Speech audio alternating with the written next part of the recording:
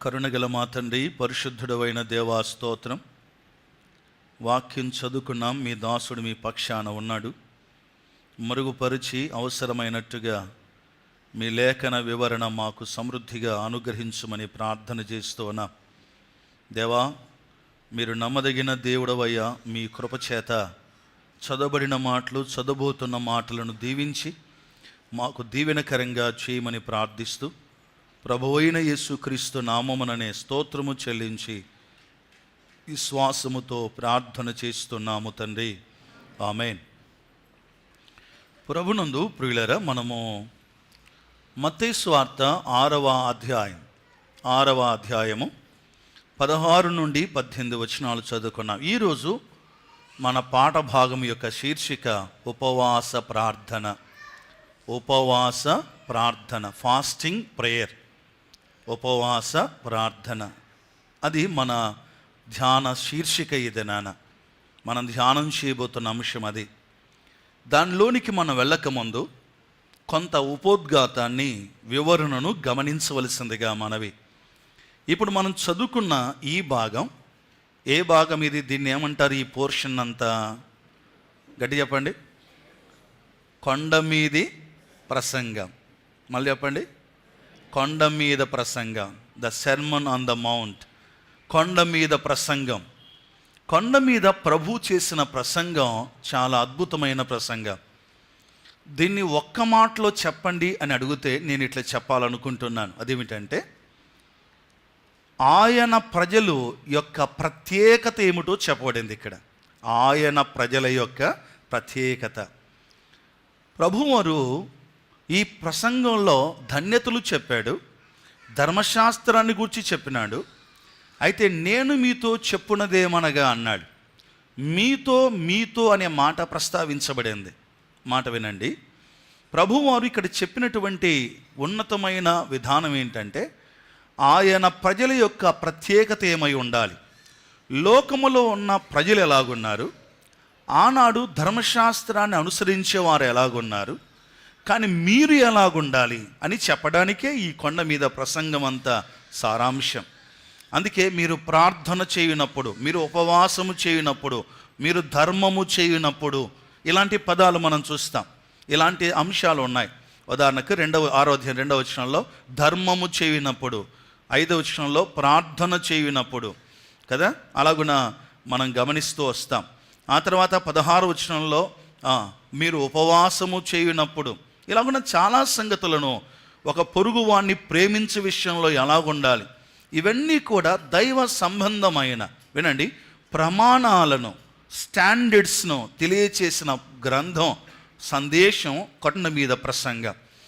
God standards, దేవుని యొక్క ప్రమాణం, లేక దేవుని యొక్క స్థితి, దేవుని బిడ్డల యొక్క జీవితాలు ఎలాగుండాలి అనే విషయాలు, ఆ స్టాండర్డ్స్ను మనకు తెలియచేసే ఉన్నతమైన సందేశం దైవ గ్రంథంలో కొండ మీద ప్రసంగం.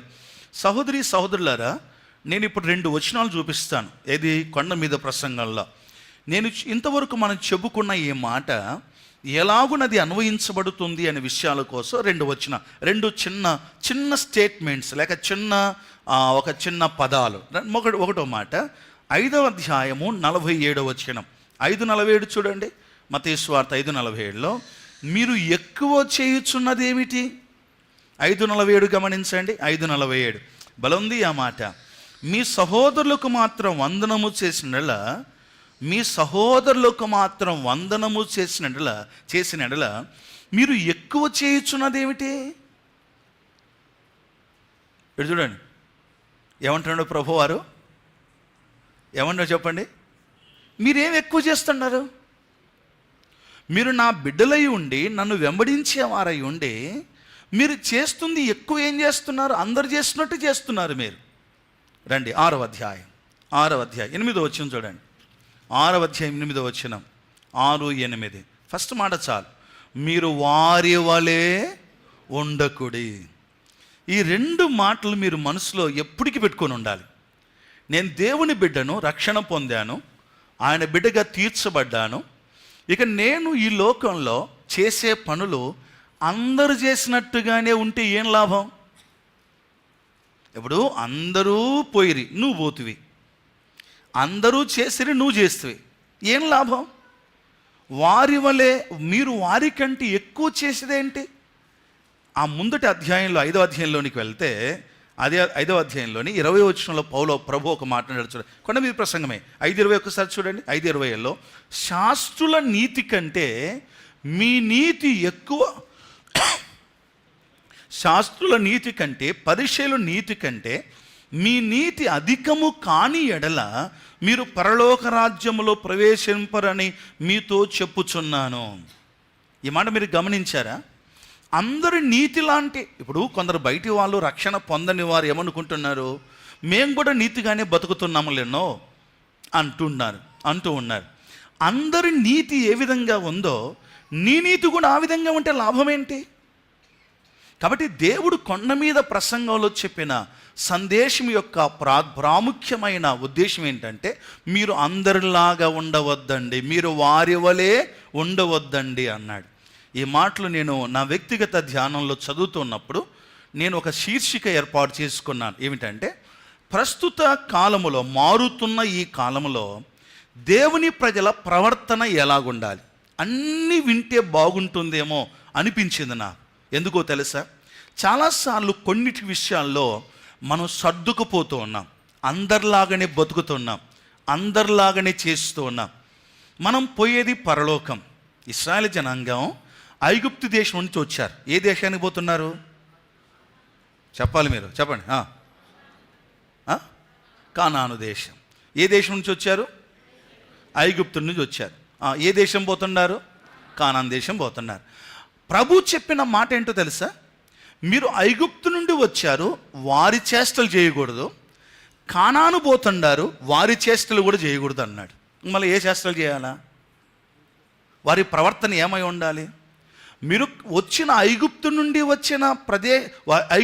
వచ్చిన ప్రజల యొక్క కార్యాలు లేక వారి ఆచారాలు చేయడానికి లేదు. కానాను వెళ్తున్నారు మీరు. ఇప్పుడు కానానులో ఆల్రెడీ ప్రజలు ఉన్నారు. ఎబీసీలు ఉన్నారు, హెవీలు ఉన్నారు, పెరిజీలు ఉన్నారు, కానానీయులు ఉన్నారు. వారు చేసినట్టుగా కూడా మీరు చేయకూడదు. మళ్ళీ ఎట్లా చేయాలి? నేను చెప్పినట్టుగా చేయండి అని ప్రభు చెప్పాడు. ఇప్పుడు మనకు వచ్చిన సమస్య ఏంటో తెలుసండి? మనం విడిచి వచ్చినవి చేస్తూ ఉంటాం, మన చుట్టూ ఉన్న ప్రజలు ఏం చేస్తున్నారో అవి చేస్తున్నాం. ఇంకేం లాభం చెప్పండి విశ్వాసులుగా? కాబట్టి దేవుని నమ్మిన పిల్లలమైన మనలో ఆ ప్రత్యేకత ఉండాలని ప్రభు ఎంతగానో ఆశిస్తూ ఉన్నాడు. అందును బట్టి దేవుని బిడ్డలంగా మనం అర్థం చేసుకోవాల్సిన మాట ఏంటంటే, మనం అందరిలాగా బ్రతకడానికి వీలు లేదు అనే విషయాన్ని మరొకసారి జ్ఞాపకం చేస్తున్నాను. ఆ శీర్షిక తర్వాత మనం ధ్యానం చేద్దాం. ఓకే, ఇప్పుడు గమనించండి ఏమన్నాడు. మీరు ఉపవాసము చేయనప్పుడు, అక్కడ ప్రభు ఒక అద్భుతమైన మాట ప్రస్తావించాడు. ఉపవాసము చేయనప్పుడు వేషధారుల వలె దుఃఖముకులై ఉండకుడి. ప్రభు అయిన యేసుక్రీస్తు వారు ఆ దినాల్లో మీరు వారిలాగా ఉండకుడిని చెప్పింది ఎవరెవరిని గూర్చి ఉండొద్దన్నాడు? వారిలాగా ఉండొద్దన్నాడు. ఎవరెవరిని గూర్చి చెప్పండి?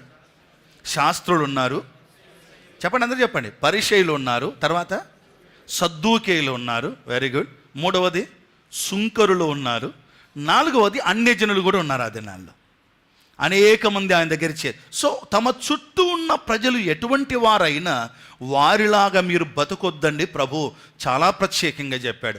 చదువుతున్న స్టూడెంట్స్కి ఒక మాట చెప్తున్నాను. చాలాసార్లు స్టూడెంట్స్లో ఉన్న ఒక మనసు ఏంటి అంటే, ఏం చేస్తారంటే మన తోటి వారిలాగా ఉండడానికి ప్రయత్నాలు చేస్తారు. అందరు చేస్తున్నారు అంకుల్, నేను చేస్తే ఏమవుతుంది అను. నువ్వు కూడా దేవుని బిడ్డవు కనుక లోకస్తురాలవైతే నువ్వు ఏమైనా చేసుకోవచ్చు. ఎవరు అడ్డం ఉంటారు చెప్పండి? లోకస్తులకు. కానీ దేవుని బిడ్డలు గనక మనం పోయేది దేవుని రాజ్యం. మనం విడిచి వచ్చింది లోకం, మనం లోకములో బతుకుతున్నాం, కానీ పోవాల్సింది మాత్రం పరలోకం గనుక విశ్వాసులారా, లోక పద్ధతులు మనలో ఉండడానికి వీలు ఏమాత్రం లేదు. అందుకే నేను దినాన భూస్థాపనకి వెళ్ళినప్పుడు నేను కొంచెం గట్టిగా అరిశాను అక్కడ. ఏమిటంటే, మంచి భక్తురాలు ఆమె, చాలా మంచి భక్తురాలు. ఆ దినాల్లో సేవకులకు సహకరించిన గొప్ప దైవ సేవకురాలని చెప్పడం సందేహం. అలాంటి దేవుని సేవకురాలుగా లేక విశ్వాసంలో ఒక ఉన్నత స్థితిలో జీవించిన ఆ సహోదరి చనిపోతే బురుగు జల్లుకుండా పోతుండారు. ఏం చేయాలి చెప్పరు? దాంట్లో మళ్ళీ డబ్బులు పెట్టినారు. చాలా బాధ అనిపించింది నాకు. గట్టిగా అరిశాను, ఏమన్నా అనుకోమని. ఎందుకంటే పోతాం లేకుండా లే, కానీ అరిసేది అని చెప్పి గట్టిగా అరిసినాను. చాలాసార్లు లోక పద్ధతులను, పూలు జల్లడం, ఏమేమో జల్లడం, రకరకాలుగా లోక ఆచారాలు నేటికి విశ్వాసులు జరిగించడం ఎంత విచారకరం ప్రియులారా. గుర్తుపెట్టుకోండి, ఈ లోకంలో ఇట్టే ఉంటామని వాళ్ళు చేయరు. ఎందుకంటే మీరు ఇన్ని ఉంటారు కాబట్టి. ఉంటారు ఎవరైనా? ఎవరు ఉండం. మనం పోవాల్సింది పరలోకం గనుక పరలోక రాజ్య నివాసులుగా ఆ స్టాండర్డ్స్ని మెయింటైన్ చేద్దాం. ఒక సేవకునిగా, ఒక వ్యక్తిగా కొన్ని స్టాండర్డ్స్ మనకు ఉంటాయి. నా స్టాండర్డ్ నేను మెయింటైన్ చేయాలి తప్పక. ఎందుకు? ఒక దేవుని సేవకునిగా నీకున్న స్టాండర్డ్స్ నువ్వు మెయింటైన్ చేస్తూ ఉంటావు. అయితే మనందరికీ ఒకే స్టాండర్డ్ ఉంది. అదేంటో తెలుసా? మనం పరలోకానికి వెళ్ళేవారం కనుక పరలోకపు స్టాండర్డ్స్ని జాగ్రత్తగా మెయింటైన్ చేయాలని ప్రభు పేరిట మనవి చేస్తున్నాను. ఓకే, ఉపవాస ప్రార్థన చాలామంది ఏమంటున్నారంటే అది పాత నిబంధనలోనే ఉంది కానీ కొత్త నిబంధనలో కనబడడం లేదు అంటారు. కానీ కొత్త నిబంధనలు నిండుగా ఉంది. బైబిల్ గ్రంథాన్ని మీరు ఏదైనా అంశాన్ని ధ్యానం చేస్తున్నప్పుడు లేక తెలుసుకోవాలనుకుంటే ఈ సూత్రాన్ని తప్పక పాటించండి. ఏమిటో తెలుసా సూత్రం? దాన్ని గూర్చిన వచనాలు ఎక్కడెక్కడైతే ఉన్నాయో అన్నిటిని దగ్గర పెట్టుకొని దాన్ని గూర్చిన సంగతులను ఒక్కొక్కటి ఎక్కడెక్కడ జాగ్రత్తగా సరిపోతుందో చూస్తే బైబిల్ గ్రంథం ఏ అంశాన్నైనా స్పష్టంగా మనకు బోధిస్తుంది. ఆ కోవకు చెందింది ఈ ఉపవాస ప్రార్థన గూర్చి దైవ గ్రంథం చాలా సంగతులు చెబుతుంది. బై ది వే, ప్రార్థన అనే పదం మొట్టమొదట కనబడింది ఎక్కడ? ప్రార్థన ఎక్కడ కనబడుతుంది? ఆదికాండం ఎన్నో అధ్యాయం? 22 ఏం అంత దూరం పోతురి? ఆదికాండ గ్రంథం 4-5 ఆదికాండ చూడండి, ఒకసారి చూడండి. ఆదికాండ గ్రంథం ఎన్నో అధ్యాయం? 4వ అధ్యాయం లాస్ట్ వచనం ఉంటుంది. 4వ అధ్యాయం లాస్ట్ వచనంలో ప్రార్థన ప్రథమ ప్రస్తావన అక్కడ మనం చూస్తాం. మొట్టమొదటిసారి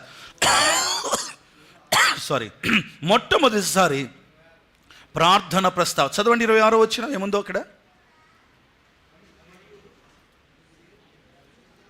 4:26 మరియు షేతునకు కూడా కుమారుడు పుట్టెను, అతనికి ఎనోషు అని పేరు పెట్టెను. అప్పుడు యెహోవా నామమున చెప్పండి ప్రార్థన చేయుట ఆరంభమైంది. ఓకే, బాగుంది. ప్రార్థన అక్కడ ఆరంభమైంది. ఉపవాస ప్రార్థన ఎక్కడ ప్రారంభమైంది?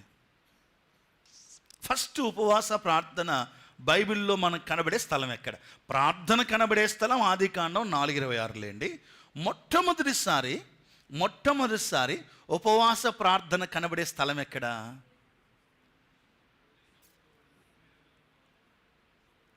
ఓకే, చెప్తారు ఎవరైనా? న్యాయాధిపతుల గ్రంథం తెరవండి. న్యాయాధిపతుల గ్రంథంలో మొట్టమొదటిసారి ఉపవాస ప్రార్థన ప్రస్తావన చేయడం అంతకంటే ముందు ఎక్కడా మనకు కనబడి 20వ అధ్యాయం న్యాయాధిపతుల గ్రంథం 20వ అధ్యాయము 26వ వచనంలో మనం చూస్తాం. అక్కడ యెహోవా సన్నిధిలో వారు కూర్చుండి ఉపవాసం ఉండి దహన బలు అర్పించి సమాధాన బలు ఉపవాస ప్రస్తావన, వారు ఉపవాసం ఉండి దేవునికి మొరపెట్టారు అనే మాట తర్వాత వచనంలో కూడా చూస్తాం. ఒక జస్ట్ అట్లా నోట్ చేసుకోండి. ప్రార్థన మొదటి ప్రస్తావన ఎక్కడ ఉంది? ఆదికాండము 4:26 ఉంటే ఉపవాస ప్రార్థన మొదటి ప్రస్తావన మనకు కనబడేది ఎక్కడ? న్యాయాధిపతుల గ్రంథం 20వ అధ్యాయం 26వ వచనంలో మనం గమనిస్తూ ఉన్నాం. ఓకే, మంచిది, వినండి. ఉపవాస ప్రార్థన గూర్చి పాత నిబంధన గ్రంథంలో ఎంత స్ట్రాంగ్గా, ఎంత ఖచ్చితంగా ప్రస్తావించబడిందో క్రొత్త నిబంధన గ్రంథంలో కూడా అలాగే ప్రస్తావించబడింది. బై ద వే, ఉపవాస ప్రార్థన చేస్తున్న అలవాటు కలిగిన వారు ఉన్నారా మన సంఘంలో? ఉన్నారనుకుంటున్నాను. ఓకే, చేయెత్తుతారా? వద్దులేండి, చేయెత్తడం వద్దులేండి. సరే, ప్రభు మిమ్మల్ని చూస్తున్నాడు, ఎందుకంటే అది చూడాల్సింది ఆయన ఒక్కడే గనుక. ఉపవాస ప్రార్థన చాలామంది జీవితాల్లో కనబడడం లేదు. కుటుంబాల్లో ఉపవాస ప్రార్థన అవసరమే, అది లేదు. సంఘంలో ఉపవాస ప్రార్థన అవసరమే, అది కూడా లేదు. వ్యక్తిగతంగా ఉపవాస ప్రార్థన అవసరం, అది కూడా లేదు చాలామందిలో. ఉపవాస ప్రార్థన తీసుకొచ్చి ఒక 5 శ్రేష్టమైన సంగతులను చరిత్రలో నుండి మనం ధ్యానం చేయబోతున్నాం. దానికంటే ముందుగా వినండి, ఉపవాస ప్రార్థన అనేది వ్యక్తిగతమైంది. నేను నిర్ణయించుకున్నప్పుడు నేను ఉపవాస ప్రార్థన చేసుకోవలసింది. అది వ్యక్తిగతమైనది. అందుకే బైబిల్ గ్రంథంలో సమాజపరమైన ఉపవాస ప్రార్థన కూడా ప్రస్తావించబడింది. నేను పాత నిబంధన గ్రంథంలో ఒక్క వచనాన్ని మాత్రం చూపిస్తాను. యోవేలు గ్రంథంలోనికి రండి. మొదటి అధ్యాయంలో ఫస్ట్ టైము దేవుడు సమాజానికి ఇచ్చిన హెచ్చరికలు కూడా ఉన్నాయి. అందులో ఉపవాస ప్రార్థన అనేది మనకు అవసరమైంది. దేవుడు చెప్పాడు, ఖచ్చితంగా మీరు ఉపవాస ప్రార్థన మీరు ప్రకటించుకోండి, ప్రతిష్ఠించుకోండి అనే మాటలు ప్రస్తావించబడ్డాయి. చూస్తారా? యోవేలు గ్రంథం 1వ అధ్యాయము 14 వచనం చదువుతారా? యోవేలు 1:14 మీరే చదవాలి. యోవేలు గ్రంథం 1:14. ఉపవాస దినమున ప్రతిష్ఠించుడి, ఉపవాస దినమును ప్రతిష్ఠించుడి, వ్రత దినము ఏర్పరచుకొనుడి, యెహోవాను బతిమాలుకొనుటకై పెద్దలను దేశములోని జనులందరినీ మీ దేవుడైన యెహోవా మందిరములో సమకూర్చుడి. అమ్మా వింటున్నారా? ఉపవాస ప్రార్థన ఏర్పాటు చేసుకోండి అని ప్రభు చెబుతున్నట్లుగా మనం గమనిస్తా ఉన్నాం. ప్రస్తుత దినాల్లో నేను ఇక్కడ కొంచెం ఆగి ప్రస్తుతం ఉన్న పరిస్థితిని గుర్తు చేస్తాను. శ్రద్ధగా ఇటు గమనించండి. ఈ దినాలు చాలామంది క్రైస్తవులు ఏం పాటిస్తూ ఉన్నారు? ఏం పాటిస్తున్నారు ఈ దినాల్లో? లెంట్ డేస్ పాటిస్తూ ఉన్నారు. లెంట్ డేస్ అంటే ఏంటి? అసలు దాని అర్థం ఏంటి? లెంట్ డేస్లో ఏం చేస్తారు? లెంట్ డేస్లో ఏం చేస్తారు చెప్పండి? ఉదయం నుండి మధ్యాహ్నం ఎంతవరకు ఆ ప్రార్థనా సమయము? 3 గంటల వరకు ఉంటారు. 3 గంటల తర్వాత భోజనం చేస్తారు. ఈ 3 గంటల వరకు ప్రార్థన చేస్తారా, లేక ఉద్యోగానికి పోతారా, పండుకొని నిద్రపోతారా, టిఫిన్ మాత్రం ఉప్మా తింటారా, అవన్నీ వేరే సంగతి, అవి మనకు అక్కర్లేదు. కానీ ఇప్పుడు ఉన్న ఒక సంగతి ఏంటంటే క్రైస్తవ లోకంలో ఈ అలవాటు చాలామందికి ఉంది. చేయొచ్చా చేయకూడదా అని మీరు అడిగితే నేను అంటాను, ఉపవాసం చేయడం ఎప్పటికీ తప్పు కాదు. దేవుని గ్రంథం ఉపవాస ప్రార్థన గురించి చాలా స్పష్టంగా చెబుతుంది. ఈ లెంటు ఎలాగూ ప్రారంభమైంది చరిత్ర అంతా ఇప్పుడు చెప్పడానికి సమయం చాలదు. కానీ మనం రేపు బైబిల్ స్టడీలో ప్రభుచితం అయితే ఈ ఏ బుధవారం అది? భస్మ బుధవారము. ఆ తర్వాత లెంటును గూర్చిన చరిత్రాత్మకమైన సంగతులు మనం చూస్తాం.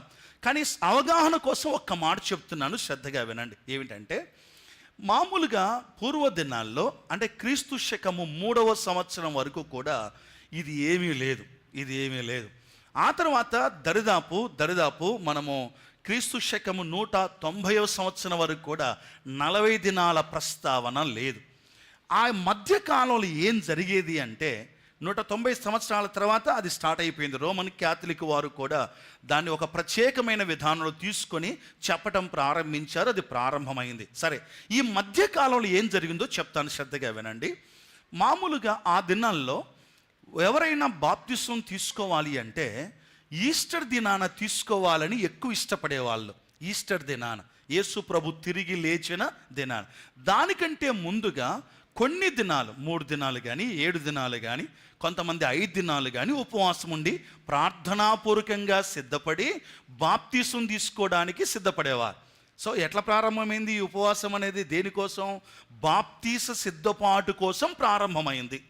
అయితే రాను ఒక్కొక్క సంఘంలో వేరు విధానాల్లో ఉన్నందువలన అందరూ సమకూడి ఇలాగుంటే బాగుంటుంది అని నిర్ణయించుకోవడం జరిగింది. కానీ బైబిల్లో వినండి మాట, బైబిల్లో దానికి సంబంధించిన ఆధారం అంటూ ఏది లేదు.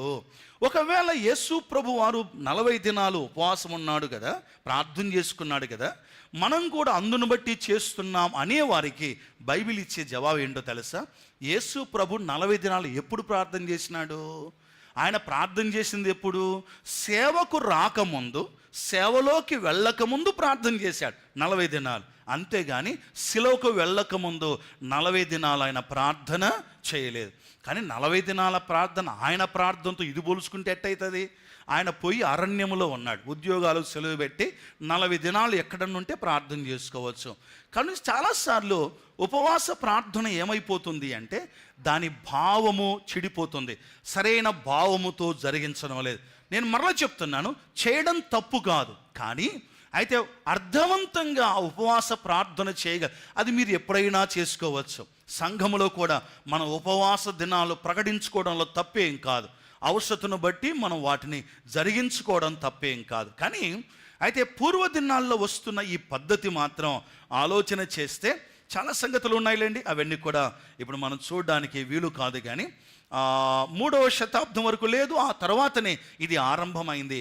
ఇది కొంతమంది పెద్దలు కలిసి వచ్చి ఆలోచన చేసి నిర్ణయించుకున్న నిర్ణయమే తప్ప బైబిల్లో మనకు ఆధారం అంటూ ఏది కనబడదు.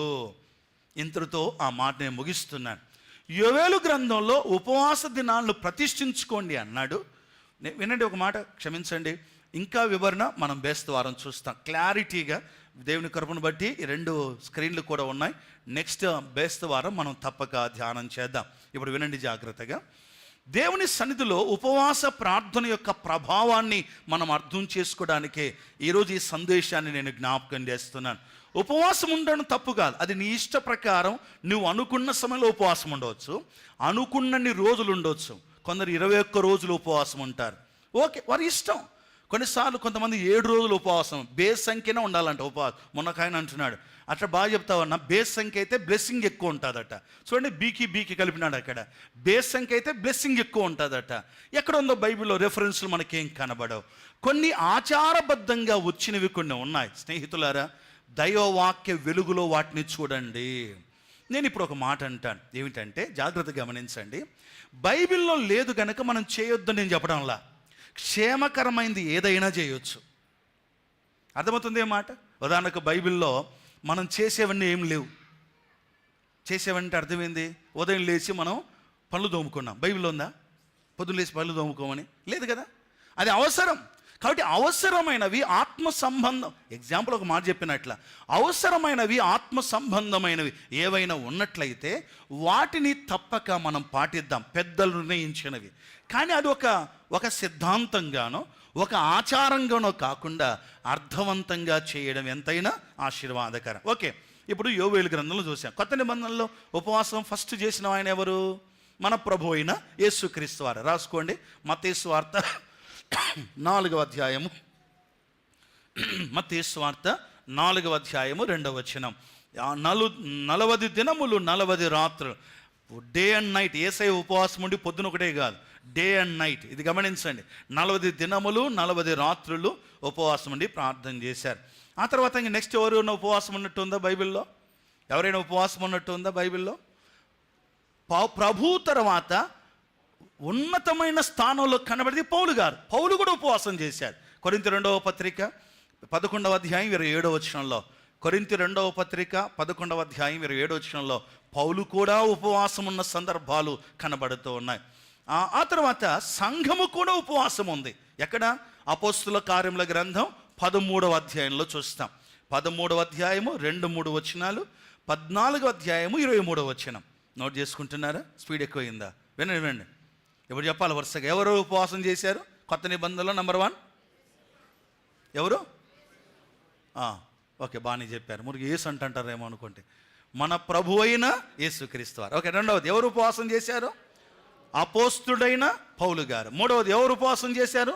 సంఘమంతా కూడా ఉపవాస ప్రార్థన చేశారు. సోదరి సోదరులారా వినండి, సంఘ ఉపవాస ప్రార్థన తీసుకొచ్చిన ఫలితాలు ఎంతో ఉన్నాయి. ఉపవాస ప్రార్థన అనేది అవసరమై ఉంది. సంఘం చేసిన ఉపవాస ప్రార్థన రెఫరెన్స్ రాసుకున్నారా? అపోస్తుల కార్యములు 13వ అధ్యాయము 2-3 వచనాలు, తర్వాత 14వ అధ్యాయము 23వ వచనంలో ప్రస్తావించబడింది ఉపవాస ప్రార్థన ప్రస్తావన మనం గమనిస్తా ఉన్నాం. దేవుని వాక్యములో స్పష్టంగా చెబుతుంది ఉపవాస ప్రార్థన విశ్వాసులకు అవసరమై ఉంది. ప్రార్థన అవసరమే, కానీ దానికంటే శక్తివంతమైంది ఉపవాస ప్రార్థన. అసలు ఉపవాసము అంటే అర్థం ఏం చెప్పండి? ఉపవాసము, ఉప అంటే సమీపము, వాసము అంటే నివాసము. సింపుల్. ఉపవాసము అంటే జాగ్రత్తగా ఉన్నాడు. ఇక్కడ కొంచెం ఒక ప్రాముఖ్యమైన సంగతి జ్ఞాపకం చేసుకుందాం మనం. చెప్పండి, ఉపవాసం అంటే అర్థమైంది సమీపముగా నివసించుట అని అర్థం. ఉప అంటే సమీపం, వాసము అంటే నివాసం. ఉపవాసము అంటే సమీపముగా నివసించుట. ఎవరికి సమీపంగా నివసించడం? దేవునికి సమీపంగా నివసించడమే ఉపవాసం. ఇప్పుడు వినండి, అందరు నా వైపు చూడండి. దేవునికి నేను సమీపంగా నివసించేటప్పుడు నాకు ఏమేమి అడ్డంగా ఉన్నాయో వాటిని పక్కన పెట్టడమే ఉపవాసం. భోజనం అడ్డంగా ఉందనుకో, పక్కన పెట్టు. మనం ఏమనుకుంటే ఉపవాసం అంటే జనరల్గా మనకు వచ్చే ఆలోచన ఏం చెప్పండి? ఉపవాసం అంటే జనరల్గా మనకు వచ్చే ఆలోచన ఏంది? అన్నం మానుకోవడం. ఒక ఆయన యూత్ క్యాంప్కి వచ్చినాడు. జీవసుధ కాదు, కేడిఎస్ఎస్లో యూత్ క్యాంప్ జరుగుతున్న దినాలు. మామూలుగా అయితే ఆయన ఒక్కడే వస్తాడు ఎప్పుడు. ఆసారి ఆయన కుటుంబంతో వచ్చినారు, చిన్న పెద్ద అందరూ పిల్లలందరూ పిలుచుకొని వచ్చినాడు. బలు వచ్చినావు కదా అన్న. ఏం లేదు, ఇంట్లో గ్యాస్ అయిపోయింది కాబట్టి అందరం వచ్చినాం అన్నాడు. ఒరే ఇదేం బలుంది నీకు? బలుంది, ఆశ్చర్యంగా ఉంది ఇది సంగతి అన్నాడు. గ్యాస్ అయిపోయింది కనుక అందరం వచ్చినామన్నా అన్న. మళ్ళీ గ్యాస్ అయిపోతే ఇంటికాడ ఉపవాసం ఉండవచ్చు కదా అంటే, ఉపవాసం ఉండడానికి ఎవరు ఇష్టపడలేదు కనుక ఈడన్న ఉంటుంది కదా భోజనం అని వచ్చినామన్నాడు. నాకు బాధ అనిపించింది ఒకవైపు. అది తాను నవ్వుతూ చెప్పాడులేండి, జస్ట్ జోక్గా చెప్పాడులేండి. కానీ ఒకటి మాట వినండి, భోజనం మానుకోవడం ఒకటే ఉపవాసం కాదు. నీ సెల్ ఫోన్ పక్కన పెట్టడం కూడా ఉపవాసమే. నేను దేవునికి సమీపము కావడానికి ఉపవాసం, దేవునికి నేను దగ్గర కావడానికి ఏవేవైతే అడ్డంగా ఉన్నాయో వాటన్నిటిని పక్కన పెట్టడం ఉపవాసం. నేను అన్నం మానుకోకపోవచ్చేమో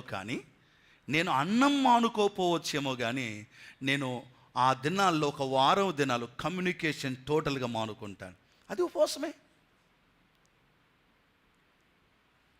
మనకున్నటువంటి ఏక అభిప్రాయం ఒక్కసారి కొంచెం లోతుగా ఆలోచన చేయండి. వాక్య వెలుగులు అర్థం చేసుకోండి, ఆ పదాల అర్థంతో అర్థం చేసుకోండి. ఉపవాసం అనగా ఆయనకు సమీపంగా. అందుకే పౌలు ఒక మాట గుర్తుందా మీకు? సంతోషించువాడు, చెప్పండమ్మా. సంతోషించువాడు సంతోషించనట్టు, కొనువాడు తాను కొన్నది తనది కానట్టు. ఫస్ట్ చెప్పాల నేను, ఎందుకంటే వీళ్ళు కోపడతారని. భార్య కలిగిన వాడు భార్య లేనట్టు, సంతోషించేవాడు సంతోషించనట్టు. ఇదేమన్నా ఉరిపెట్టే మాటలు కాదు, ఇవి ఉరిపెట్టిన మాటలు కాదు. చెప్పరి, భార్య కలిగిన వాడు భార్య లేనట్టు బతకాలంటే కొందరు సంబరపడవచ్చు, కానీ అది నిజంగా ఉరితో కూడిన మాటలు. అవునా కదా? ఏం నవ్వుతున్నారు?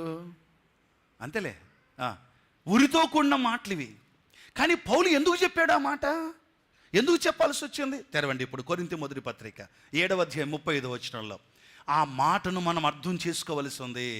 ప్రభు పేరిట మనవి చేస్తున్నాను, ఏది ఏమైనా అట్ ఎనీ కాస్ట్ నా ఆటంకాలు దూరపరుచుకొని నేను దేవునికి దగ్గర కావడమే అసలైన ఉపవాసం అనే విషయాన్ని లేఖనం స్పష్టంగా చెబుతుంది. కొరింథీ మొదటి పత్రిక 7:35 చూడండి. మీకు ఉరివడవలని మీకు ఉరివడవలని కాదు గాని మీరు యోగ్య ప్రవర్తనలై తొందరమేమీ లేక ప్రభు సన్నిధానవర్తులై ఉండాలని. మీరు యోగ్య ప్రవర్తన కలిగిన వారై తొందర ఏమీ లేక, చెప్పు, ప్రభు సన్నిధానవర్తులై ఉండవలని ఇది మీ ప్రయోజనం నిమిత్తమే చెప్పుచున్నాను. ఇప్పుడు అర్థమైందా అండి? సంతోషించేవాడు సంతోషించినట్టు, ఉన్నవాడు లేనట్టుగా కదండి, భార్య కలిగిన వాడు భార్య లేనట్టుగా. దీన్ని కొరింథీ పత్రికలో పౌలు జ్ఞాపకం చేస్తూ ఉభయుల సమ్మతి కొలది. ఒకసారి చూడండి వచ్చిన భాగాన్ని. కొరింథీ పత్రికలోనే ఆ మాట మనం చూస్తాం. ఉభయుల సమ్మతి కొలది ఇద్దరు కూడా కొంతకాలం ఎడబాయడం అనేది అవసరమై ఉంది అనే మాట లేఖనాల్లో మనం గమనిస్తాం. ఉభయుల సమ్మతి చొప్పున అనే మాట కూడా మనం గమనిస్తాం. అది 7వ అధ్యాయం అనుకుంటాను. ఉభయుల సమ్మతి చొప్పున 5వ వచనం, 7వ అధ్యాయమే 5వ వచనం చూడండి. అదే కొరింథీ మొదటి పత్రిక 7:5 చూడండి. కొరింథీ మొదటి పత్రిక 7:5. ప్రార్థన చేయుటకు మీకు సవావకాశము కలుగునట్లు కొంతకాలం వరకు ఉభయుల సమ్మతి చొప్పున తప్ప ఒకరినొకరు ఎడబాయకుడి. ప్రార్థన చేయుటకు. మీ దగ్గర ఇంగ్లీష్ బైబిల్ ఉంది? ఎవరి దగ్గరైనా ఇంగ్లీష్ బైబిల్ ఉన్న వారు ఒకసారి చూడండి. అక్కడ కేవలం ప్రార్థన ఒకటే లేదు, అక్కడ ఏముందంటే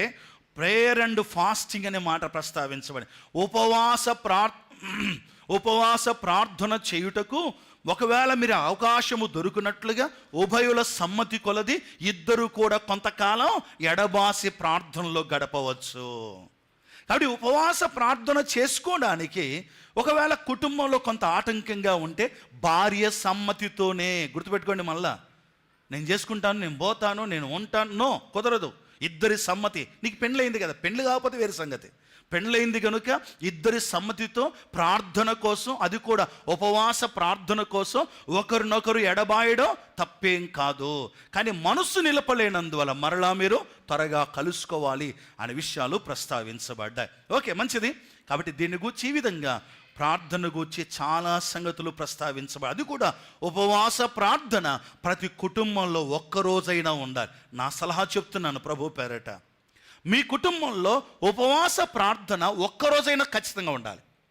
లాస్ట్కి ఒక పూటైనా తప్పక ఉండాలి. అది ఏ దినమైనా కావచ్చు. కొందరు శుక్రవారం పెట్టుకున్నారు, శుక్రవారమే పెట్టుకోవాలని బైబిల్ ఏం లేదు. బుధవారమైనా పెట్టుకోండి, ఆదివారమైనా పెట్టుకోండి, సాయంకాలం రాత్రి భోజనం మానుకొని ఇల్లు కుటుంబం అంతా కూర్చొని ప్రార్థన చేయడానికి మొదలు పెట్టండి. అది ఏదేమైనా ఉపవాస ప్రార్థన అనేది ప్రతి కుటుంబానికి అవసరం, వ్యక్తిగతంగా అవసరం, మన సంఘానికి కూడా అది అవసరమై ఉంది. కాబట్టి ప్రియులారా, రండి, ఈ యొక్క ఉపవాస ప్రార్థన వలన మనం పొందగలిగిన దీవెనలు ఏమిటో చూస్తూ వద్దాం. వరుసగా ఒక 5 త్వరగా గుర్తు చేస్తాను, సమయంలోపు ఆలోచన చేద్దాం. రండి, న్యాయాధిపతుల గ్రంథం 20వ అధ్యాయం. మొదటి దీవెన. ఎప్పుడు మనం ఉపవాస ప్రార్థన చేసి దీవించబడతాం, మేలు పొందుతామంటే, ఒకటోది అపజయ పాలైనప్పుడు ఉపవాసం అవసరం. అపజయ పాలైనప్పుడు. న్యాయాధిపతుల గ్రంథం 20వ అధ్యాయం తెరవండి. న్యాయాధిపతుల గ్రంథం 20వ అధ్యాయం. న్యాయాధిపతుల గ్రంథం 20వ అధ్యాయం తెరవండి త్వరగా. 20వ అధ్యాయము 26 వచనం చదవండి. 26వ వచనం చదవండి. 26వ వచనం. మీరందరూ కత్తిదూయి వారు గట్టిగా చదవండి. అప్పుడు ఇశ్రాయేలు అందరూ జనులందరూ పోయి బేతేలును ప్రవేశించి ఏడ్చుచు సాయంకాలం వరకు అక్కడ యెహోవా సన్నిధిని కూర్చుండు ఉపవాసం ఉండి దహన బలులను సమాధాన బలులను యెహోవా సన్నిధిని అర్పించిరి. ఓకే, 28వ వచనం లాస్ట్ లైన్. యెహోవా వెల్లుడి, రేపు నీ చేతికి వారిని అప్పగించదని చెప్పాను, సెలవిచ్చాను. జాగ్రత్తగా వినండి. అపజయ పాలైనప్పుడు ఉపవాస ప్రార్థన అనేది అవసరమై ఉంది. కొంత చరిత్ర చెబుతున్నాను, శ్రద్ధగా వింటారా? ఇశ్రాయేలు జనాంగం న్యాయాధిపతుల గ్రంథంలోనికి వచ్చేసరికి ఎవరు లేరు వారికి? రాజు లేడు అనే మాట మాటికి మీరు చూస్తారు. ఈవెన్ ఈ 20వ అధ్యాయం కంటే ముందుగా ఉన్న 19వ అధ్యాయం చూడండి. 19వ మొదటి వచనం, 19:1 ఒకసారి చూడండి. అక్కడ ఇశ్రాయేలుకు రాజు లేని దినములలో ఉపవాస ప్రార్థన ఎప్పుడెప్పుడు అవసరమో మనం చూస్తున్నాం. నెంబర్ 1, అపజయ పాలైనప్పుడు ఉపవాస ప్రార్థన చేశారు. ఇక్కడ జరిగింది ఏంటో కొంత చరిత్ర చెప్తున్నాను, శ్రద్ధగా ఇటు మనసు పెట్టి వినండి. ఇశ్రాయేల్లో ఉన్నటువంటి ఒక లేవీయుడు ఏం చేశాడు అంటే, ఒక లేవీయుడు తాను ఒంటరిగా ఉన్నాడు, ఎఫ్రాయిము మన్యములో జీవిస్తూ ఉన్నాడు. ఒకరోజు బెత్లెహేములోని యూదా బెత్లెహేములో ఒక స్త్రీను తనకు ఉపపత్నిగా తీసుకొని వచ్చుకున్నాడు. కానీ ఆమె తన జీవితంలో మరొకరితో వెళ్ళిపోవడం జరిగింది. కానీ తీసుకొచ్చినటువంటి వాడు, వింటున్నారా, తీసుకొచ్చుకున్న ఈ లేవీయుడు ఆమె అలాగూ వెళ్ళిపోయిన మరొకరితో వెళ్ళిపోయి చేయకూడని పని చేసిన ఆమెను బహుగా ప్రేమించాడు. గనుక వెళ్ళి ఏం చేశాడంటే, ఏదేమైనా ఆమెతో ప్రేమగా మాట్లాడి, నేను తీసుకున్న ఆమె గనుక నాతోనే ఉండాలి అనుకొని ఆమెను మరలా వెళ్ళి ప్రేమగా మాట్లాడడం మొదలు పెడతాడు. అప్పుడు ఆ వ్యక్తి, ఆ స్త్రీ యొక్క నాన్నగారు ఏమంటారంటే, నువ్వు వచ్చావు కదా, నా బిడ్డ ఇలాగూ పనిచేసినా నువ్వు మళ్ళీ తీసుకుని వెళ్ళడానికి వచ్చావు, నీ భార్యగా తీసుకుని వెళ్ళడానికి వచ్చావు, చాలా సంతోషమే. అయితే ఒకరి దినం మాతో ఉండంటాడు, బతిమలాడతాడు అల్లుడిని. ఒక దినం ఉన్నాడు, 2వ దినం ఉండమంటాడు, 3వ దినం ఉండమంటాడు. ఇక 4వ దినం కూడా ఉండమంటే అల్లుడు అంటాడు, లేదయ్యా మేము వెళ్ళిపోవాలి అని తన భార్యను, తన ఉపపత్నిగా తీసుకున్న ఆ వ్యక్తిని, ఆ స్త్రీని తీసుకుని బయలుదేరి వెళ్ళిపోతాడు. వెళ్ళిపోతూ బెత్లెహేము యొక్క బెన్యామీనుల మన్యం దగ్గరికి వెళ్ళగా రాత్రి అవుతుంది. రాత్రి అయినప్పుడు ఇక ఒక ముసలివాడు వాళ్ళని పలకరిస్తాడు. నేను క్లుప్తంగా చెప్తున్నా. ఒక ముసలివాడు, ఏమయ్యా ఎవరు నువ్వు, కొత్తగా కనపడుతున్నావు, ఎవరో ఒక స్త్రీని వెంట పెట్టుకొని వచ్చావు, నువ్వు ఎవరువు అని పలకరిస్తే అప్పుడు ఆ ముసలివాన్తో సంగతి అంతా చెప్తాడు. ఏమండి, నేను యాక్చువల్గా ఎఫ్రాయిము మన్యమునకు చెందిన వాడిని, నేను ఇలాగ దారిలో వెళుతున్నాను, రాత్రి అయింది, ఎక్కడ పండుకోవాలన్నా ఎవరు మాకు స్థలం ఇవ్వట్లేదు అంటే ఈ ముసలివాడు ఏం చేస్తాడంటే ఖచ్చితంగా ఓకే మా ఇంట్లో పండుకుందరులేండని వారిని తీసుకుని వెళ్ళి ఆశ్రయం ఇస్తాడు. ఇచ్చినప్పుడు ఆ ఊరి జనులు బెన్యామీనులు ఎంత భయంకరమైనటువంటి వాళ్ళు అంటే, రాత్రి వచ్చి మీ ఇంటికి ఎవరో వచ్చారు, వారిని మనకు అప్పగించేసాయి అని చెప్పి బలవంతంగా వారిని తీసుకోవడానికి ప్రయత్నం చేస్తారు. అయితే అందులో కేవలం ఆమెను మాత్రం తీసుకొని ఆమెను భయంకరంగా పాడు చేసి చంపేస్తారు. ఆమెను చంపేసిన తర్వాత ఈ లేవీయుడైన ఈ వ్యక్తి, ఆ స్త్రీని చేసుకున్నటువంటి ఈ వ్యక్తి లేవీయుడు ఏం చేస్తాడంటే, అలాగే చనిపోయిన ఆ స్త్రీని తన గాడిద మీద ఎక్కించుకొని తన ఎఫ్రాయిం మన్యానికి వెళ్ళిపోతాడు. వెళ్ళిపోయి ఆమెను 12 ముక్కలుగా చేసి ఈ 12 ముక్కలను 12 గోత్రాలకు పంపించి వేస్తాడు. అందులో అన్ని యూదా గోత్రం, రోబేను గోత్రం, అన్ని గోత్రాలకు, ఆ గోత్రంలో ఒకటైన బెన్యామీను గోత్రాన్ని కూడా పంపించేస్తాడు. ఇది చూసినటువంటి 12 గోత్రాల్లో బెన్యామీనులు తప్ప మిగతా 11 గోత్రాల వారు ఒక దగ్గరికి చేరి వచ్చి, అయ్యో లేవీయునికి, లేవీడంటే ప్రత్యేకమైన వాడు కదా ఆ దినాల్లో, లేవీనికి ఇంత అన్యాయం జరిగిందా అని చెప్పి అందరూ సమకూర్చబడి ఏం చేస్తారో తెలుసా, బెన్యామీనులకు వర్తమానం పంపిస్తాడు. ఇదిగో ఆ చంపినోడు ఎవడో, వారు పాడు చేసిన వాళ్ళు ఎవరో, ఆ మనుషులు మాత్రం మాకు పంపించే, మా దగ్గరికి పంపిస్తే వారిని మేము హతం చేస్తాం, ఎందుకంటే ఇది చేయకూడని పని జరిగించారు గనక వాణ్ణి మాత్రమే, ఆ వ్యక్తులను మాత్రమే హతం చేస్తాం అని పంపిస్తే బెన్యామీనులు వారిని పంపించకపోగా వీరందరి మీదకి యుద్ధానికి వచ్చారు. ఇప్పుడు చెప్పండి, పంపించడం అని చెప్పడం న్యాయమా? న్యాయమైన సంగతే. ఆమెను అంతగా ఇబ్బంది పెట్టిన వానికి శిక్ష కలగాలి కనుక ఖచ్చితంగా అన్యాయానికి శిక్ష కలగాలని వీరు పిలిస్తే, అన్యాయం ఎవరి వైపు ఉందో వాళ్ళే దండెత్తి ఇశ్రాయేలు మీదకి వస్తారు.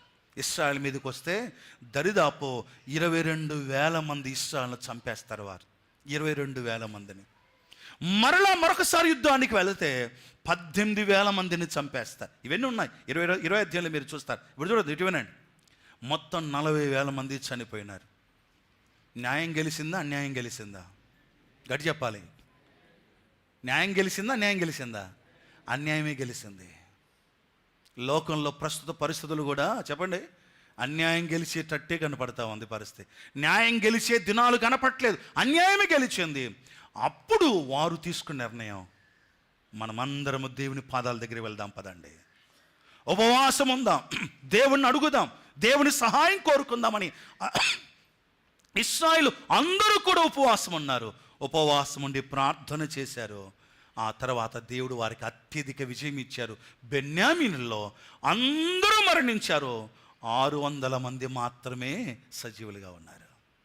చెప్పండి, న్యాయానికి కాలం ఉందా? ఇది అన్యాయానికి కాలమా? ఈ కాలం అన్యాయానికి కాలమే. కానీ దేవుని పిల్లలమైన మనకు భూమి మీద న్యాయం జరగకపోవచ్చు, కానీ న్యాయాధిపతి అయిన ప్రభువుకు మనం సమర్పించుకోవాలి.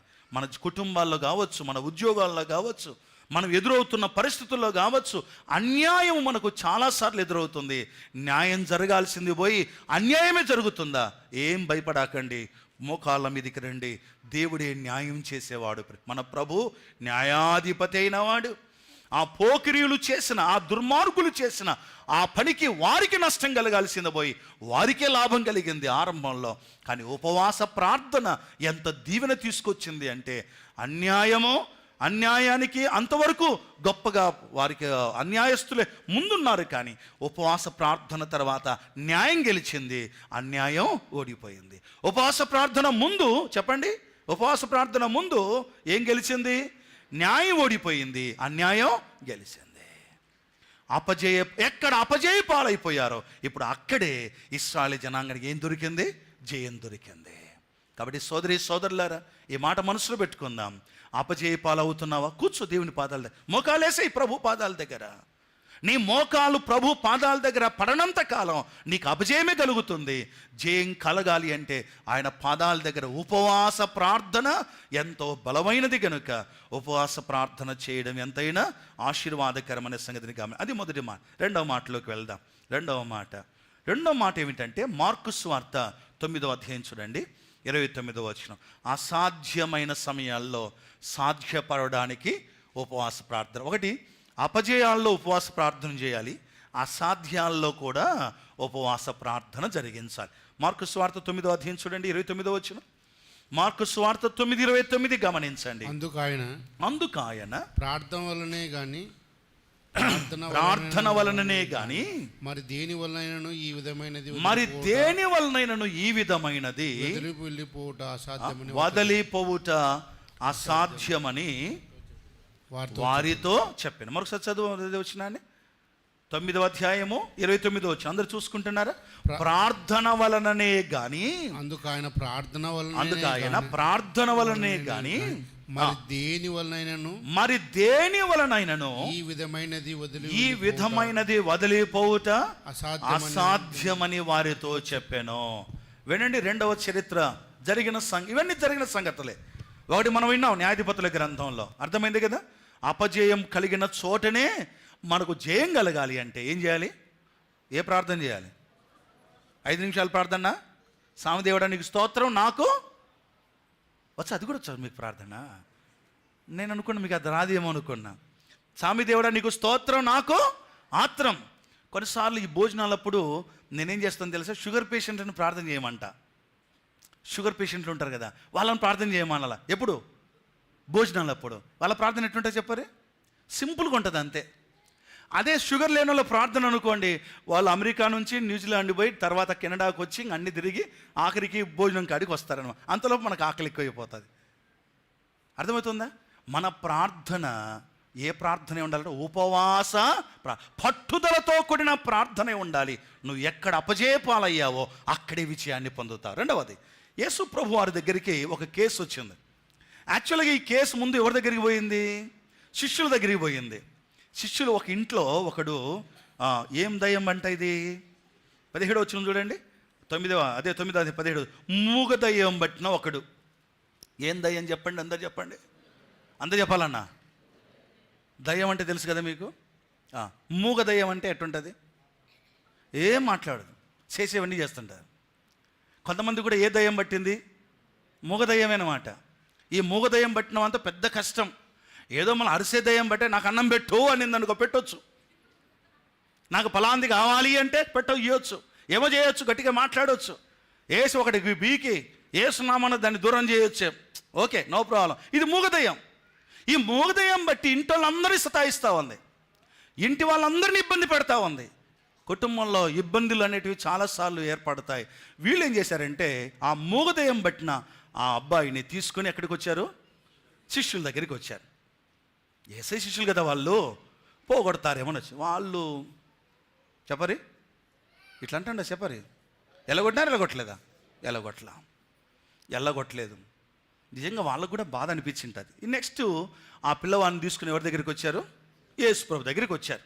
యేసు ప్రభు దగ్గరికి వచ్చిన తర్వాత ప్రభుత్వ వాళ్ళు నీ వలన ఏమైనా అయితే అన్నారు. వాళ్ళు తీసుకొచ్చిన ఆ కుటుంబం, నీ వలన ఏమైనా అయితే వీని బాగు చేయి అన్నారు.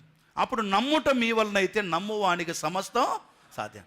ఆ తర్వాత వండర్ఫుల్ స్టేట్మెంట్ చెప్పారండి. మనం కూడా చెప్పాలి యేసయ్య దగ్గర. ఆ స్టేట్మెంట్ ఏం తెలుసా? అపనమ్మకము లేకుండా సహాయించి. వా, ఎంత గొప్ప మాట అండి. అపనమ్మకం, దేవా నాకు అపనమ్మకము లేకుండా సహాయం చేయమన్నాడు.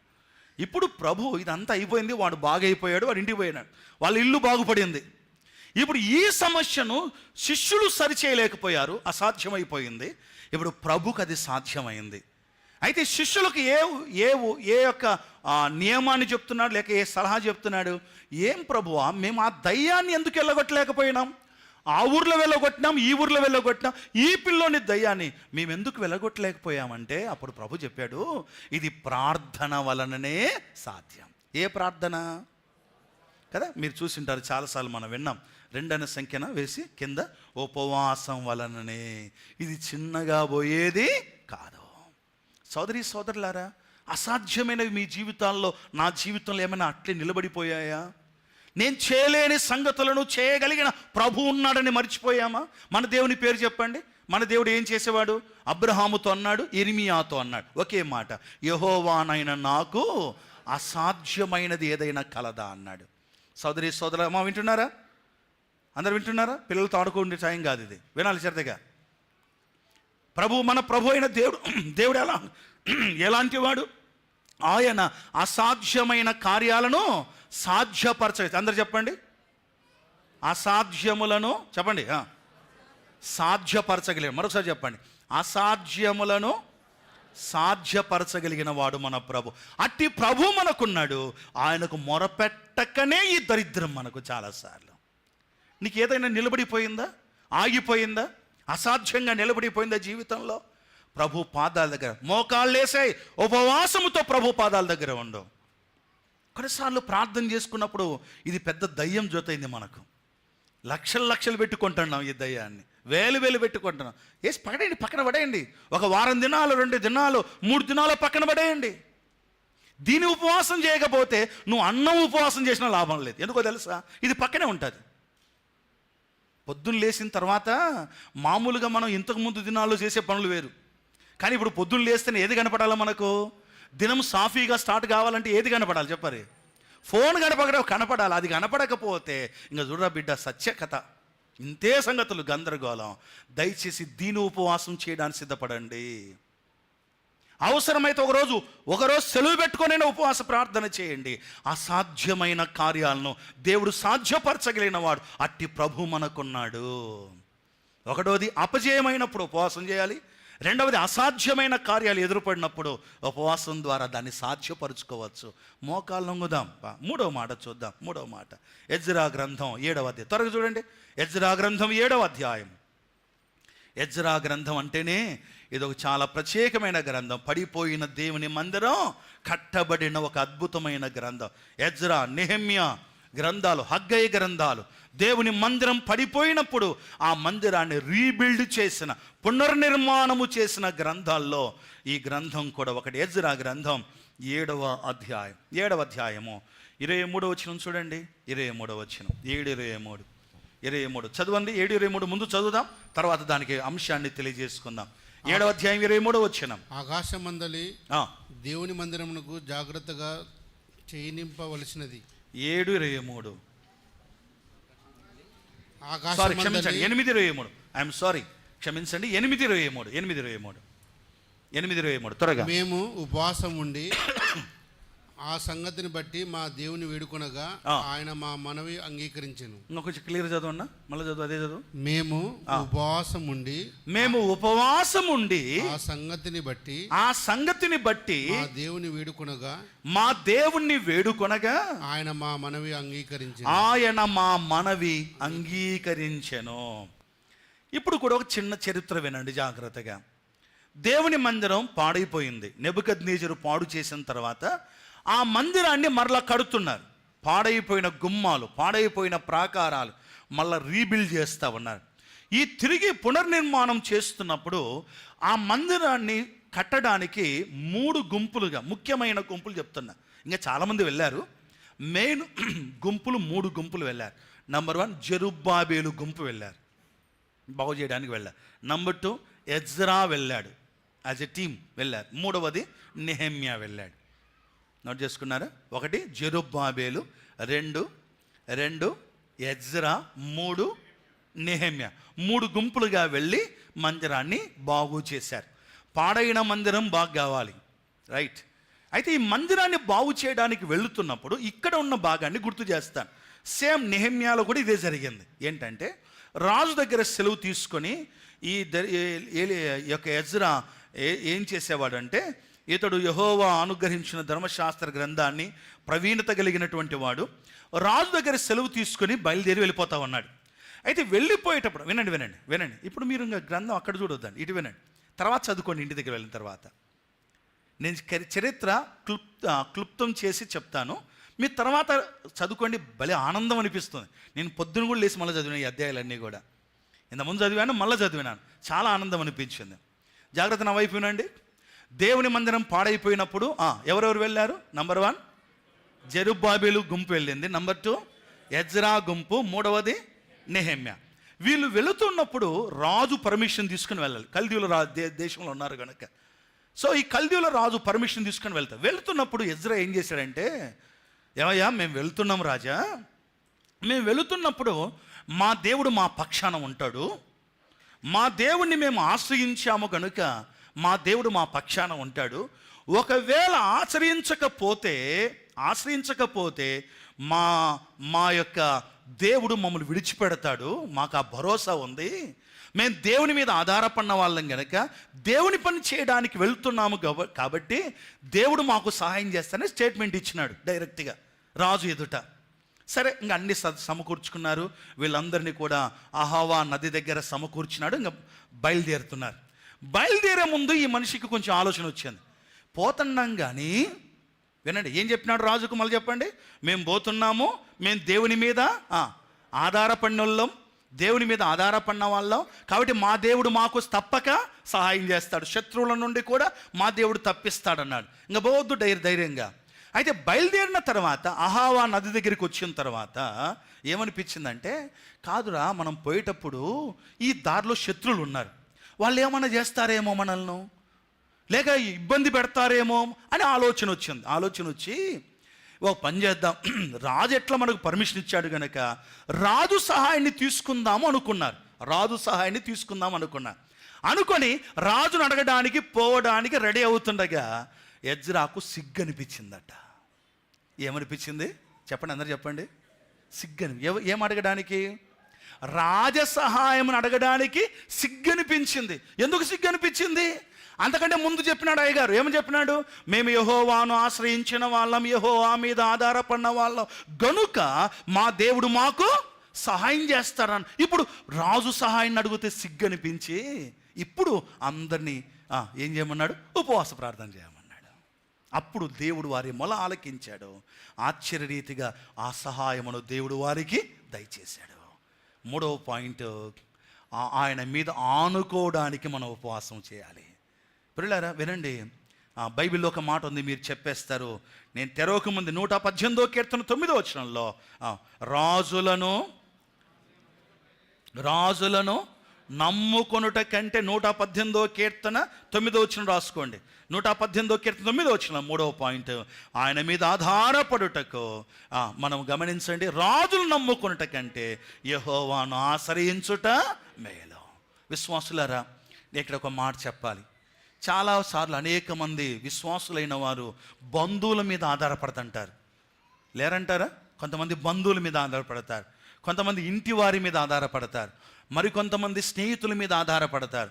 సమస్యలు వచ్చినప్పుడు, ఇబ్బందులు వచ్చినప్పుడు, ఏదైనా కార్యాలు జరిగించేటప్పుడు కొన్నిసార్లు కదండి ఇతరుల మీద, మనుషుల మీద ఆధారపడుతూ ఉంటారు. ఎటువంటి నా వైపు చూడండి. ఆధారపడొద్దని నేను చెప్పడం వల్ల, కానీ వారికంటే ఎక్కువగా ఎవరి మీద ఆధారపడాలి? దేవుని మీద ఆధారపడాలి. వారు మనకు సహాయం చేయాలన్నా ముందు మనం దేవుని మీద ఆధారపడితే దేవుడే రాజులను కూడా మన వైపు తిప్పడానికి ఇష్టపడతాడు. ప్రియులారా, ఆయన మీద ఆధారపడడానికి ఉపవాసం అనేది ఎంతైనా అవసరం. ఎందుకంటే ఉపవాస ప్రార్థనలో ఇంకా చాలా మాటలు ఉన్నాయి, కానీ ముగిస్తున్నాను. ఉపవాస ప్రార్థనలో నిజంగా ఆయన మీద ఆధారపడగలిగితే ఆ పట్టు చాలా గొప్పది కనుక ప్రభు పాదాల దగ్గర ఆయన మీద ఎక్కువగా ఆధారపడడానికి వీలవుతుంది. చివరిగా 4వ మాట చూద్దాం. 3 మాటలు చూసాం. ఒకటి అపజయపాలైనప్పుడు, 2 అసాధ్యాలు ఏర్పడినప్పుడు, 3 ఆయన మీద ఆధారపడవలసిన అవసరం ఏర్పడినప్పుడు, 4వ మాట అపాయములో ఉన్నప్పుడు ఉపవాస ప్రార్థన మనం చేయవలసింది. 4వ మాట అపాయములో ఉన్నప్పుడు. ఎస్తేరు గ్రంథం చూడండి, ఆ మాట మనందరం ఎరిగిన మాటనే. 3 వచనాలు బస్, ఆ పాయింట్ని మనం ముందుకు ఆలోచన చేయండి. ఎస్తేరు గ్రంథం 3:13 నోట్ చేసుకోండి. 3 వచనాలు ఎస్తేరు గ్రంథంలో.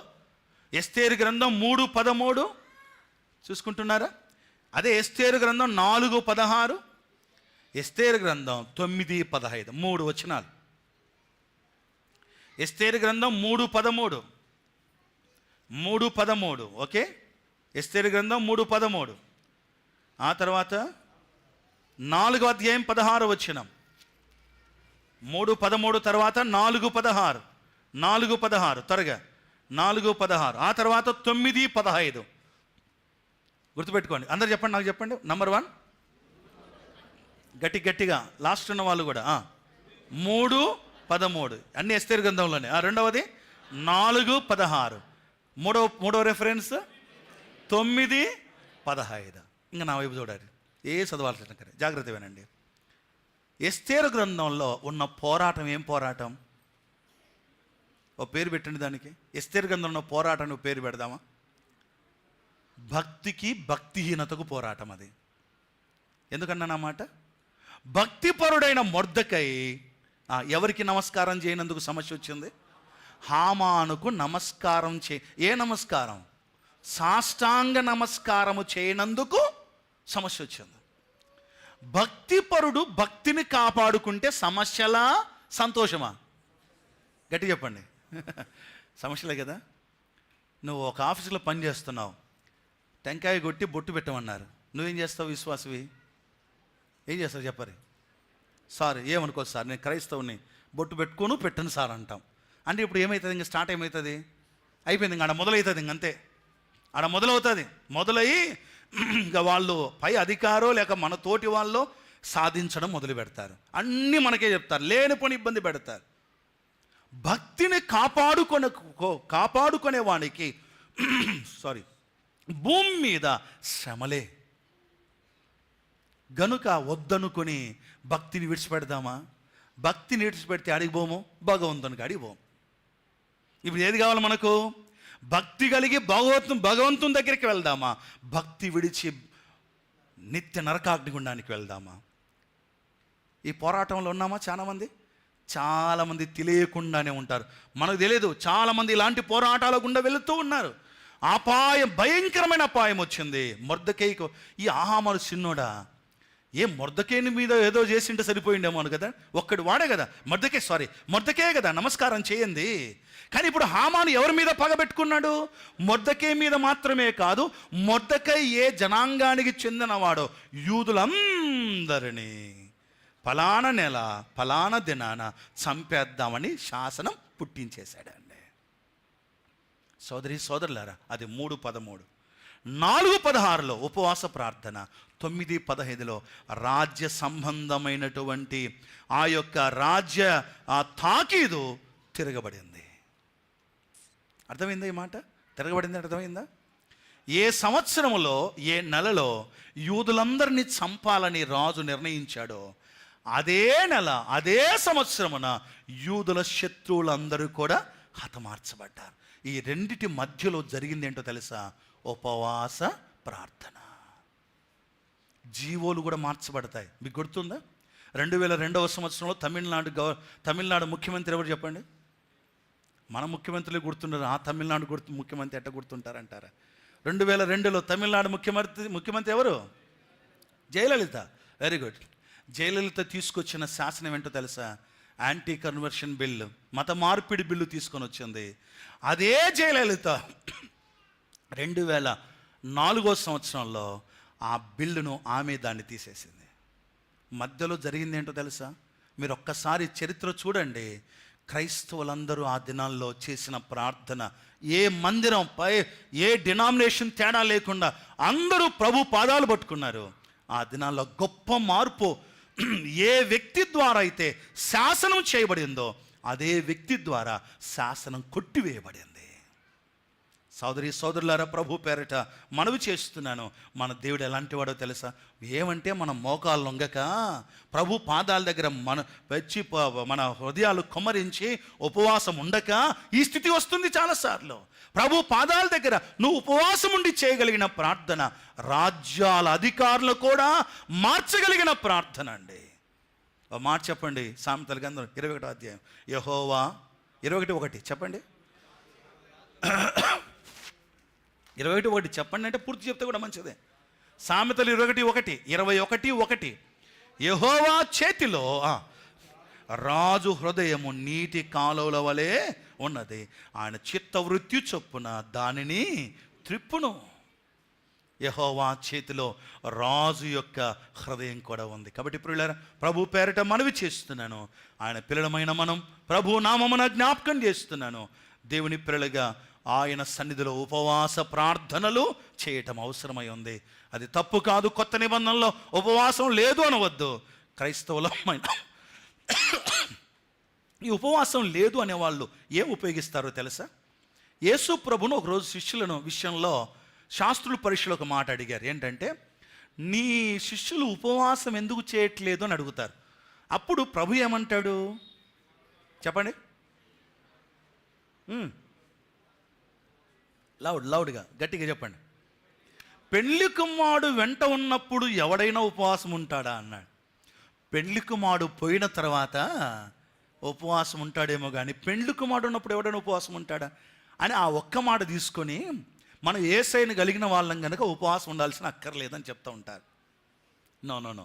అట్లయితే సంఘం ఎందుకు ఉపవాసం చేసింది కొత్త నిబంధన గ్రంథంలో? పౌలు ఎందుకు ఉపవాస ప్రార్థన చేశాడు కొత్త నిబంధన గ్రంథంలో? ఉపవాస ప్రార్థన గొప్ప శక్తి కలిగింది ప్రియులారా. ఒకసారి 4 చెప్పండి, 5వ మాట చెప్పేసి ముగిస్తాను. నంబర్ 1, మొదటి మాట, అపజయ పాలైనప్పుడు ఉపవాస ప్రార్థన అవసరం. 2, అసాధ్యాలు. 3వది, ఆయన మీద ఆధారపడడానికి ఉపవాస ప్రార్థన అవసరం. 4వది, అపాయములో ఉన్నప్పుడు ఉపవాస ప్రార్థన అవసరం. చివరిగా 5వ మాట గుర్తు చేస్తాను రండి. అపోస్తుల కార్యములు 13వ అధ్యాయంలో ఆయన పని కొరకై ఉపవాస ప్రార్థన చేయటం. ఆయన పని కొరకై అపోస్తుల కార్యం 13వ అధ్యాయము 2-3 వచనాలు. ఆ తర్వాత అపోస్తుల కార్యములు 14వ అధ్యాయం 23వ వచనంలో they prayed and fast and prayed. వారు ఉపవాసం ఉండి ప్రార్థన చేశారు. సోదరి సోదరులారా, ప్రభు పేరట మనవి చేస్తున్నాను, వారు ఉపవాసం ఉండి ప్రార్థన చేస్తుండగా విస్తారమైన సేవ చేయడానికి దేవుడు ఎవరిని ఏర్పాటు చేసుకున్నాడు చెప్పండి? ఎవరిని ఏర్పాటు చేసుకున్నాడు? అపోస్తుడైన పౌలు గారిని ఏర్పాటు. పౌలు చేసినంత సేవ ఎవరూ చేయలేదు. 12 మంది శిష్యుల్లో కూడా అంతగా సేవ చేసిన వారు ఎవరు మనకు కనబడరు. సంఘము ఆయన పని కొరకై ఉపవాస ప్రార్థన చేయాలి.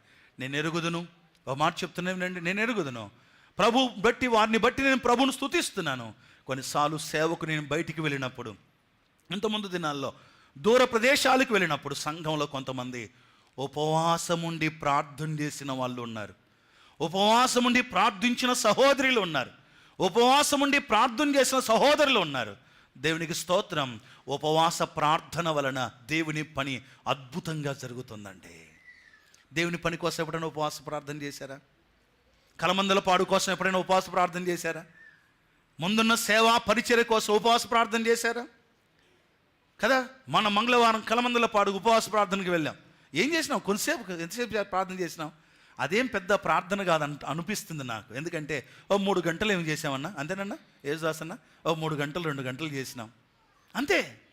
ఇంకా ఎక్కువసేపు ప్రార్థన చేయడం, ఎంతసేపు అయినా ప్రభు పాదాల దగ్గర ఉండడం ఎంత దీవెనకరం ప్రియులారా. ప్రభు పేరట మనవి చేస్తున్నాను, ఆయన పని కోసం కూడా మనం ఉపవాస ప్రార్థన చేయవలసింది. ఉపవాస ప్రార్థనలో ప్రాముఖ్యమైన కొన్ని విషయాలు మీరు గమనించండి. చాలాసార్లు ప్రభు పేరట ఒక మాట చెప్తున్నాను. దేవుని సేవకునిగా విస్తార ప్రదేశాలు తిరగడం బాధ్యతలు కలిగి ఉన్నప్పుడు నేను నా భార్యను బట్టి ప్రభుని స్తుతిస్తాను. చాలాసార్లు మేమిద్దరం ప్రతిరోజు ఖచ్చితంగా, ఒకవేళ ఇక్కడ ఉన్నా లేదా నేను వేరే స్థలాల్లో ఉన్నా, మాకు ప్రార్థనా సమయంలో తప్పక ప్రార్థన చేసుకుంటాం. కానీ ఎక్కువసార్లు నన్నే చేయమంటుంది ప్రార్థన, నన్నే చేయమంటుంది. నాకు కొన్నిసార్లు బాధ అవుతుంది. ఏం నన్నే చేయమంటావు, నువ్వు చేయొచ్చు కదా అనిపిస్తుంది. అంటే ఆమె నన్నే చేయమనడం కూడా అది నాకు మేలు అనిపించింది. ఎందుకంటే సేవలో వాక్యాలు చెప్పడమే. నేను కొన్నిసార్లు బాధపడిన సందర్భాలు ఉన్నాయి. వాక్యాలు చెప్పడానికి ఎక్కువ సమయం అయిపోతుంది, సమస్యలు మాట్లాడడానికి లేక బాధ్యతలు చూసుకోవడానికి ఎక్కువ సమయం అవుతుంది. కానీ నేను నా భార్యతో ఉన్నప్పుడు ఇద్దరం కలిసి చేసే ప్రార్థనా సమయం అద్భుతమైంది ప్రియులారా. ప్రభు పేరట చెప్తున్నాను, మీ క్షేమం కోసం చెప్తున్నాను. మీ ఇద్దరు కుటుంబంలో భార్య భర్తగా ఇద్దరు కూర్చొని ప్రార్థన చేస్తున్నా. కొంతమందికి ఎన్నిసార్లు చెప్పినానో అస్సలు చేసుకోవట్లేదు. భార్యాభర్తలుగా మందిరానికి వస్తున్న వాళ్ళ పేర్లు చెప్పమంటారా? ఇమీడియట్ నా ఫస్ట్ పేజీలోనే ఉంది వరుసగా. ఇంతమంది ఉన్నారు భార్యాభర్తలుగా మందిరానికి వస్తున్న వాళ్ళు. మీరు కూర్చొని మందిరం కోసం, సేవ కోసం, లేక మీ కుటుంబం కోసం, మీ పిల్లల కోసం ఇద్దరు కలిసి ప్రార్థన చేస్తున్నారా? చేసుకుంటున్నామన్నా. ఇద్దరు మోకాళ్ళు అవుతారంటే ఆయన ప్రార్థన ఆయనదంటే ఈమె ప్రార్థన ఏదంట. ఇంకెందుకు మీరు ఇద్దరు ఒకే ఇంట్లో ఉండడం? ఒక కుటుంబం కదా మీరు? ఇద్దరు కలిసి ప్రార్థన చేసుకోవాలి. ప్రార్థన ప్రార్థన ప్రార్థన ఎంత ఎక్కువ బాగా గుండె కొట్టుకుంటే అది క్షేమకరం కదా. మా అక్కకు మొన్న 50% గుండె కొట్టుకుంది. ఆపరేషన్ చేయడానికి భయపడ్డారు. విశ్వాసులకు గుండె ఎన్ని పర్సెంట్ కొట్టుకోవాలా? 100%. గుండె అంటే ఏంటి? గుండె అంటే ఏందనుకుంటున్నారు? ప్రార్థన విశ్వాసి గుండె లాంటిది. 100% గుండె కొట్టుకోవాలి. అలాంటి మంచి ఆరోగ్యకరమైన విశ్వాస జీవితం జీవించడానికి ప్రార్థన అవసరమై ఉంది కనుక ప్రార్థనా జీవితం కలిగిన వారమై, ఉపవాస ప్రార్థన మరి ఎక్కువగా కలిగిన వారమై ప్రభుని స్తుతిద్దాం. ఈ రోజు నుంచైనా ఇంటికి పోయినాక అన్నం తినేటప్పుడు అందరు కూర్చొని మీరు తింటారా? అట్లా ఉంది అలవాటు? అందరు కూర్చొని అన్నం తినే అలవాటు ఉందా? కూర్చున్నప్పుడు మీరు ఆలోచన చేయండి, ఈరోజు వాక్యం విన్నాం కదా, మన ఇంట్లో ఏ రోజు పెట్టుకుందాం ఉపవాస ప్రార్థన? వారానికి ఒక్క పూటైనా ఉపవాసం ఉండి ప్రార్థన చేద్దామన్న ఒక కమిట్మెంట్లోనికి రండి.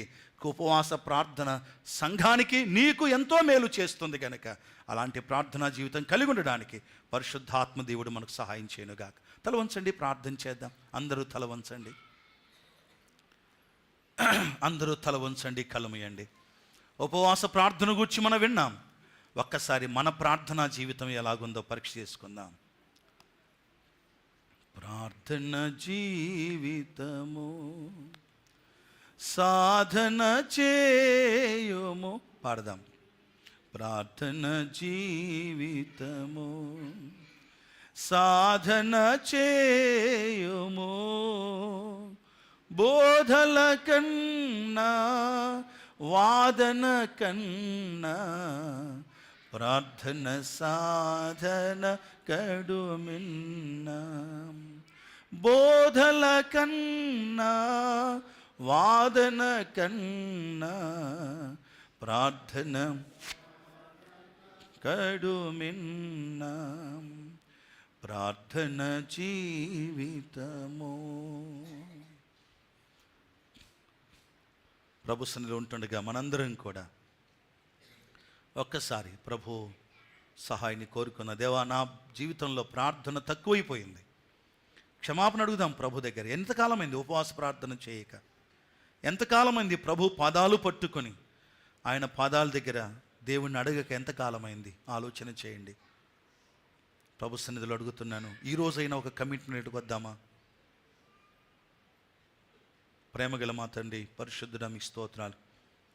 చెప్పండి మాటలు దీవించండి, మా అందరి హృదయాలు స్థిరపరిచి ముందున్న దినాల్లో ఉపవాస ప్రార్థనలు, ప్రత్యేక ప్రార్థనలు మా స్థానిక సంఘంలో కుటుంబాలుగా వ్యక్తిగతంగా ఇంకా పెరగడానికి సహాయం ఇవ్వమని మీ కృపకు అప్పగించుకుంటూ మీ ఉన్నతమైన సహాయం కోరుకుంటూ, ప్రభువును రక్షకుడైన ప్రియ ప్రభువా, అనారోగ్యంగా ఉన్న వారి కోసం ప్రార్థన చేస్తున్నాం. మీ నామమున ముట్టి స్వస్థపరచండి. మధు కొరకై ప్రార్థన చేస్తున్నాం, మీరు దీవించండి. త్వరగా సంపూర్ణ స్వస్థతను మీ బిడ్డకు దయచేయండి. ఇంకా అనారోగ్యంగా ఉన్న వారి కోసం వేడుకుంటున్నాం, మీ పేరట అడుగుతూ ఉన్నాం, కృప చూపించండి. రాహేలమ్మ కూతురు కీర్తన కొరకై ప్రార్థన చేస్తున్నాం. ఫిలిపంకుల కొరకై, మాణిక్యమ్మ ఆంటీ కొరకై, అలాగే వృద్ధులు మిగతా వారందరి కోసమై, శాంతమ్మ కొరకై, వైలటమ్మ గారి కొరకై ప్రార్థన చేస్తున్నాం. సహోదరి స్వప్న కొరకై ప్రార్థిస్తున్నాం, చాలా బాధపడుతుంది నాయన. సహోదరిని కనికరించండి. మీ నామమున కృప చూపి తన బ్యాక్ పెయిన్ తగ్గడానికి సహాయం ఏమని వేడుకుంటున్నాం నాయన. కనికరించండి ప్రభువా. విశేషమైన కృపతో ప్రతి వారిని మీరు దర్శించి బాగు చేయమని ప్రార్థన చేస్తున్నాం. ఇంటర్మీడియట్ ఎగ్జామ్ రాస్తున్న బిడ్డల కోసం వేడుకుంటున్నాం. ఫస్ట్ ఇయర్, సెకండ్ ఇయర్ రాస్తున్న బిడ్డలను దీవించండి. అలాగే 10th క్లాస్ ఎగ్జామ్ రాస్తున్నవారు, ఇంటర్ ఫస్ట్ ఇయర్ ఎగ్జామ్ రాస్తున్నవారు, డిగ్రీ ఎగ్జామ్ కొరకు సిద్ధపడుతున్నవారు మీ నామమున జ్ఞాపకం చేసుకొని దీవించుమని ప్రార్థిస్తూ, సకల ఆశీర్వచనములకు కారణభూతుడు, మహోన్నతుడు, మహాగణుడైన యేసు క్రీస్తు వారి నమ్మకమైన నామమున సంపూర్ణ విశ్వాసముతో స్తోత్రము చెల్లించి ప్రార్థించి వేడుకొనుచున్నాము తండ్రి. ఆమేన్. మన తండ్రి అయిన దేవుని యొక్క ప్రేమయు, ఆయన కుమారుడైన యేసు క్రీస్తు వారి యొక్క కృపయు, పరిశుద్ధాత్మ యొక్క అన్యోన్య సహాయము సహవాసం చేరువచ్చిన ప్రతి వారికి ఇప్పుడును ఎల్లప్పుడూ సదాకాలము తోడై ఉండును గాక. ఆమేన్. ఆమేన్. అందరికీ